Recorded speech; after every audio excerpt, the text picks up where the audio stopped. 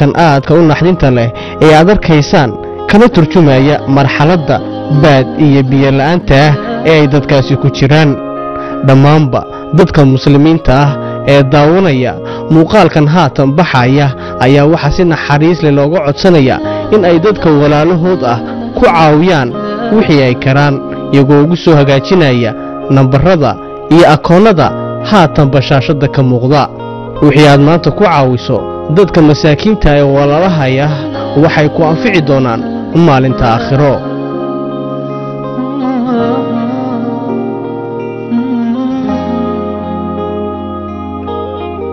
It's so hard to explain